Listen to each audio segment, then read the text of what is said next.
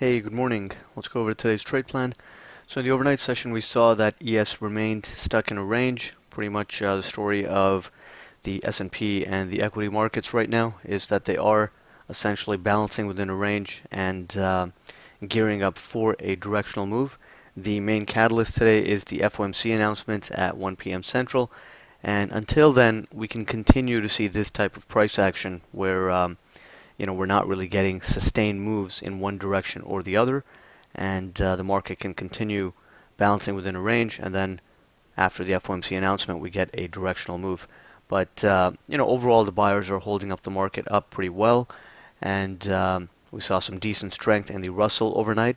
Ended up being a failed breakout attempt, but overall TF is holding up pretty well, and it was leading the other markets higher yesterday. So if that theme continues today, then we could simply see ES balancing at some higher prices, maintaining some of the upside from yesterday, and then after FOMC, we can get some resolution.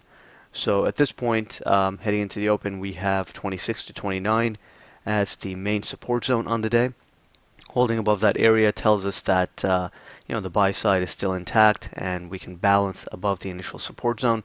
On the upside, we have short-term resistance at 39 to 41. A break above that would bring 44.5 to 46.5 into play, and the extended upside target would be 52.75 to 54.75. That open gap at 53.5. But in order for that to happen, we would have to see continued strength across the other markets as well. So that means that NQ would have to maintain the gains from the overnight session, and we would like to see the Russell holding up as well and not really breaking much below the 92 to 94, 95 area. So overall, the buyers can maintain control as long as we're holding some of these support areas in the market. So as long as we're holding 26 to 29, holding above 30, we can balance and eventually start making our way higher. But that is something that, again, we'll have to gauge in real time as well, because the market has been very two-sided. So, it's perfectly well to have the context, the underlying context and the understanding of that heading into the open, but then we also need to adapt to what we're seeing in real time. For example, yesterday, there was a big positive divergence as ES was trading near, the 14 to 16 area, and we had support at 16 quarter. So in that case, we're not going to ignore such a big divergence, and it calls for a long setup off of those lows.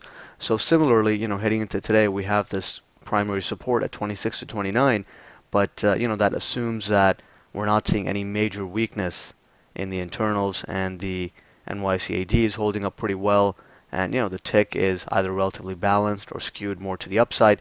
So all of those underlying conditions have to be there in real time as well for the upside idea to play out. But so far, looking at the market structure, the buyers are maintaining control, and it seems like the market is gearing up for a test of 44.5 to 46.5, and potentially filling the gap at 53.5. And then once the FOMC is out, then I think we'll get some more resolution on direction. On the downside, if we break 26 to 29, then the next key area is really at 1975 to 2175, and we have a high volume node from the short-term balance at 2018. So those are areas where buyers can still be active, especially ahead of FOMC. So if we do break 26, it doesn't mean that the market has to go directional from there. 1975 to 2175 can still attract buyers, and 18 high volume node can still attract buyers. If we break below that, now we're looking at a bigger shift in the intraday bias, and that would bring yesterday's low into play, and the 2012 to 2014 support zone, where again buyers can be active ahead of FOMC. But typically, ahead of FOMC, we don't get big directional moves. So, that zone is pretty far away at this point and not really in focus. Usually, heading into the FOMC announcement, the market is quite balanced and range bound. So the idea is that on the downside, we hold 26 to 29. On the upside, perhaps 44.5 to 46.5. or if we do break to the upside, it's not likely to be a sustained breakout, and the next zone can still attract responsive sellers. So overall, expecting two-sided activity, balanced type market, and then once the FOMC announcement's out after that, if the TF is holding above 1200 to 1201, 1202, and we start getting a breakout, then of course the S&P can rally up to 60 to 62 half and potentially even beyond. But again, that's something that we'll have to see once the announcement is out of the way. So those are really the main thoughts heading into the open.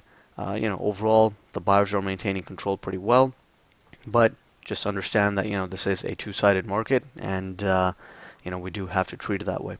So heading into the open, we'll just watch and see how well the AD is holding up, and if all the other markets are looking okay and there's not any major weakness, then any pullbacks to 26 to 29 would still present potential long opportunities, targeting a move back up towards 39 to 41 and 44 half to 46 half.